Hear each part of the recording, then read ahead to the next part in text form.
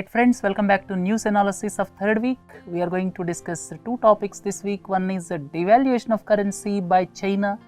Then PS6 norms, what do you understand by it? These two things we are going to deliberate this week. First one is currency devaluation by China.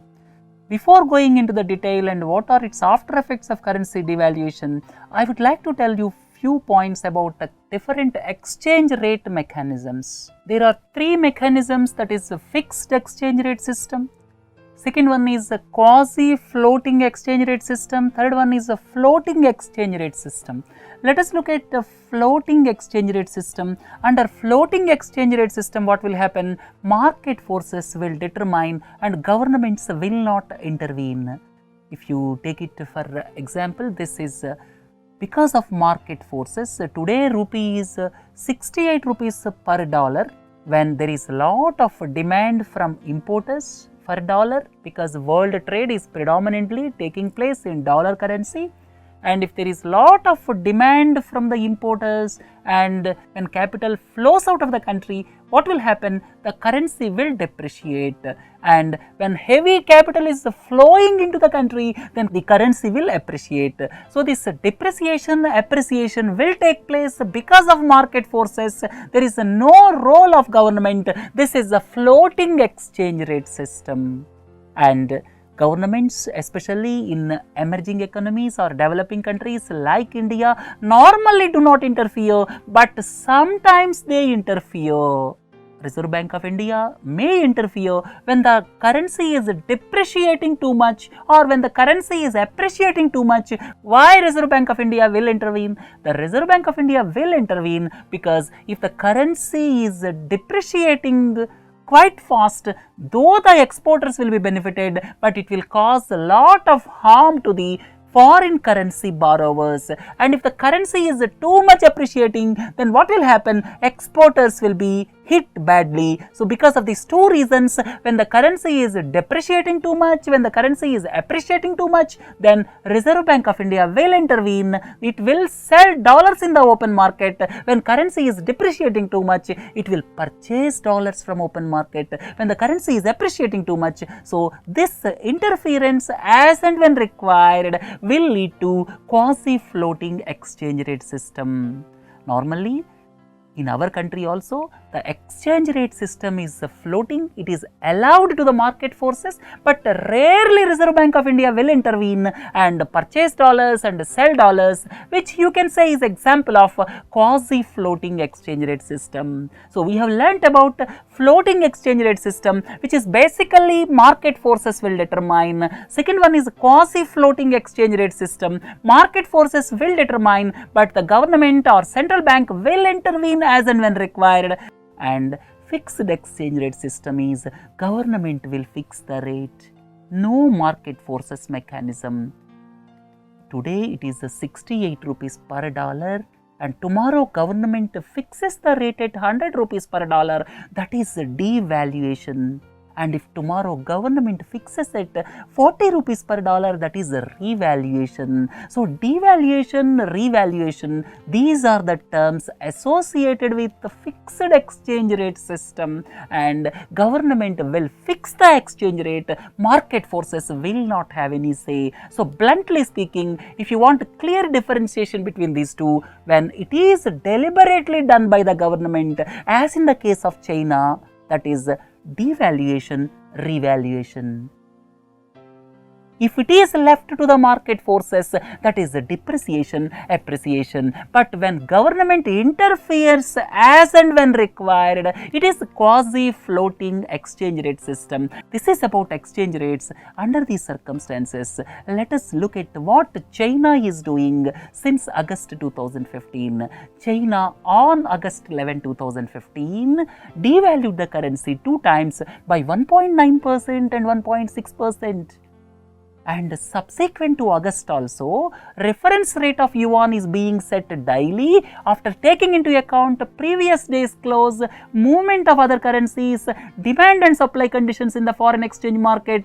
By looking at these things, the central bank is fixing the rate daily, and after fixing the rate, the currency is allowed to move 2% on either side of the reference rate, and on 4th January, currency is devalued once again by 0.5%. So, in a nutshell, from August onwards, the Chinese central bank is interfering and it is fixing the currency rate deliberately. Why it is doing it? First and the foremost is weak macroeconomic indices. China is slowing down and the growth is the slowest in 25 years. And another viewpoint is China is not revealing the actual figures. The growth is much slower than that. Second important point is China wants to give impetus to exports. All of you are well aware China is basically export driven economy and lot of excess capacity is created. Unless it push exports, lot of industry establishments required to be closed. And at the same time, lot of job retrenchments may take place. So, as to avoid that situation, China is resorting to deliberate attempt of devaluing the currency so as to push exports because it created excess capacity in the country. And fourth important point is due to excess capital outflows, yuan is trading at much lesser level in offshore markets. So, as to align the value of currency in onshore and offshore markets, this devaluation is being done. So, these are the reasons for devaluation of currency by China, basically to give impetus to exports. Otherwise, what will happen? The excess capacity created by China in manufacturing sector may become idle. Because of idling, what will happen? Lot of job retrenchments may take place. China doesn't want it. Because of these reasons, China is devaluing the currency deliberately since August 2015. And now the pertinent point is how does it affect the world in general and India in particular? There are 3 points as far as world is concerned. First and the foremost point is already commodity prices like the price of iron ore, like the price of copper, like the price of aluminium, oil prices, they have already fallen during the past 2 years and further fall may take place which may lead to further deflation of commodity prices across the world. The second important point is devaluation of currency is being done deliberately by China so as to promote exports. Then what will happen? If remaining emerging economies and developing countries think on those lines, then it will lead to currency wars, which is not a pleasant situation across the world. Then third important point is already several countries are reeling under slow growth or recession, and this deliberate attempt of promoting exports by devaluing its currency by China may affect some other economies. So, not a good situation. It will affect the world as a whole, and India in particular, if you see, there is one positive point for India because of the reason our exports to China are around $12 billion and our imports are around $60 billion. Imports from China to India are $60 billion and our exports are $12 billion. There is a trade gap of around $48 billion between India and China, and there is every possibility because of cheap imports, this trade gap may be reduced. That is one good point for India, but the biggest worry for India is domestic industries may suffer. Already we are suffering because of cheap imports of steel from China to India. And in future also, because of currency devaluation, Chinese products may become further cheaper in our country, which may lead to or which may affect the domestic industry. So, this is about the currency devaluation by China and its effect on world as well as India in particular. Right friends, second point, what do you understand by Bharat Stage 6 norms? Bharat Stage 6 norms are the norms with regard to the pollutants released after the combustion of these hydrocarbons. In internal combustion engines, the release of pollutants is monitored with these norms. This Bharat Stage norms, BS means Bharat Stage. Bharat Stage norms were introduced for the first time in the year 2000, basically to keep a check on air pollution. And these norms are taken from European standards, and they set specific limits for the release of air pollutants from internal combustion engines, and higher the norm, higher the stringent conditions. That means BS 6 is stringent than BS 5 and BS 5 is stringent than BS 4, like that. That means once the norms stage increases, the pollutants will be reduced.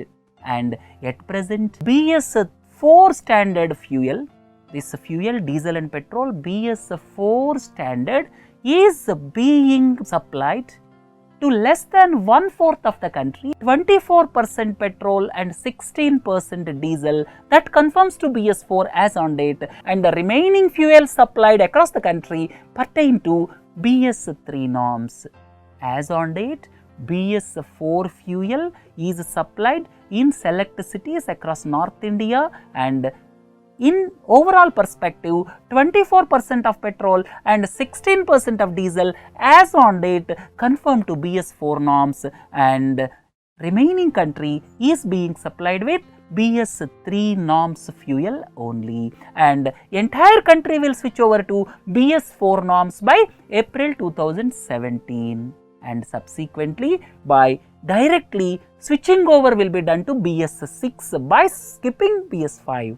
Let me repeat once again, by 1st April 2017, entire country will be supplied with the BS 4 compliant fuel, and subsequently during the next 3 years, by 1st April 2020, the country will switch over to BS 6 by skipping BS 5. So, BS 5 will not come into picture, directly the country will shift from BS 4 to BS 6.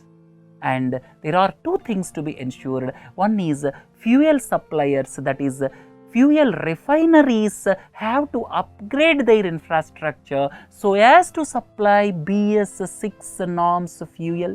And at the same time, vehicle manufacturers like truck manufacturers, car manufacturers have to modify their internal combustion engines in compliance with the new standards by 1st April 2020. That means some modifications are required for this refining companies, and some modifications are required by vehicle manufacturers. If you look at oil refiners, there are 3 major oil refiners in public sector. I have not taken private sector. In private sector also some oil refiners are there, just like Jamnagar Oil Refinery. And if you look at Indian Oil, Bharat Petroleum and Hindustan Petroleum, these 3 public sector oil refiners, they require investment of around 30,000 crores for upgradation by 1st April 2020, because they have to supply fuel in compliance with BS 6 standards by 1st April 2020. For that purpose, they have to invest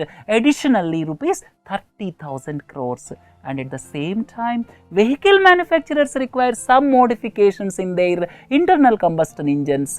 Tata, Ashok Leyland, Maruti Suzuki, Mahindra, these are all the vehicle manufacturers, not only truck manufacturers but also car manufacturers. Because of these modifications, what will happen? The cost of vehicles may go up. The cost of cars may go up by rupees 10,000 to 20,000, that is petrol cars. Diesel cars may become costlier, much more than that. And trucks cost may go up by around 1.5 lakh to rupees 2 lakh rupees because of modifications required in the engines. So, one side refiners have to upgrade, the other side vehicle manufacturers have to ensure modifications to the engines by 1st April 2020.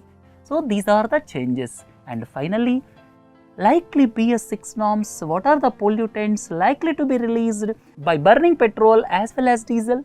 These figures are grams per kilometer.